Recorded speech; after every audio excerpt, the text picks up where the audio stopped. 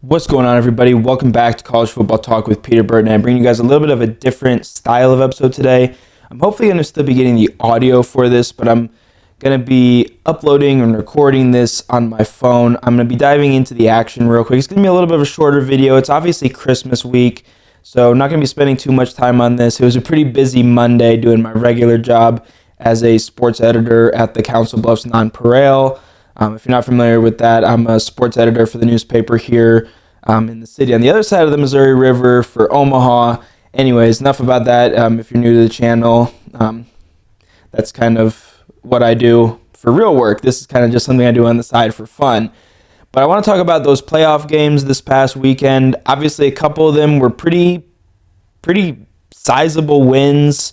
The other two were pretty close. First of all, I want to talk about that Oregon win over James Madison and the Ole Miss win over Tulane. I think both of those games went about as we expected. I think for James Madison, they got a pretty good offensive output, but their run game was kind of hampered in that one. They weren't able to get as much running the ball as maybe we thought they would. So that was kind of a takeaway there. And then for Tulane and Ole Miss, it was really just a dominant win for the Rebels. They really didn't miss a beat without Lane Kiffin as head coach. Now, for those other two games, let's start with the one Friday night. It was a tale of not necessarily two halves, but two very different parts of the game. Oklahoma looks really good in the start. They go out to a 17-0 lead, but then Alabama kind of starts chipping away. Zabian Brown gets another huge pick six to add to his total this year, and Alabama completely flips the script, turns the tide, and gets a big performance. Ty Simpson played much better in this game than he had in the SEC championship game against Auburn, and even kind of down the back stretch of the season. Meanwhile, John Mateer and the Oklahoma offense kind of continue to have their own struggles. So, kind of looking at it, Tate Sandell, the Lou Groza Award kicker, misses, I think, a couple of field goals in that game, and overall, Oklahoma loses a 17-0 lead, and they're now 0-5 in the playoff. And Alabama proves, even with Kalen DeBoer as their head coach, they are still certainly a team to be feared.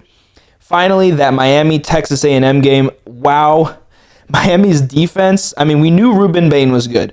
We knew they had some other good guys like Jacoby Thomas or an Akeem Mesidor. And we knew their offensive line was pretty good too, led by Francis Mauigoa. But that defense throughout that game played exceptionally well against a Texas A&M team that had looked pretty good. At times, Marcel Reed looked like one of the front runners for winning the Heisman Trophy. Ruben Owens has been a good tailback, and overall the Aggies' offense has looked good this season, but Miami held them to 3 points. They get a game-sealing interception late, and they did just enough on offense to get the job done. It's an incredible win for the Hurricanes. I'll probably dive into both of those teams, both Miami and Alabama, in those videos, kind of previewing the quarterfinal games, which I'll be doing probably the Monday I get back from vacation. I'm going back to my home state, to Ohio, to visit family and obviously celebrate Christmas. So again, just kind of a quick rundown of the action this past week. Just quick little, almost vlog style with this one, just using my phone, kind of old school. But let me know in the comments below your thoughts on the first round of the college football playoff, and if you think it's time to either kind of shorten the field or maybe alter who gets into the field, because those group of 5 teams, I think there should have been one of those teams there to give those teams an opportunity. I'm not in agreement with Joel Klatt that this should be a different division, at least not yet. I feel like I might be able to be convinced of that. But anyways, those are my thoughts on the first round of the college football playoff. Let me know in the comments below what you thought. This is College Football Talk. I'm Peter Burnett, signing out. Peace.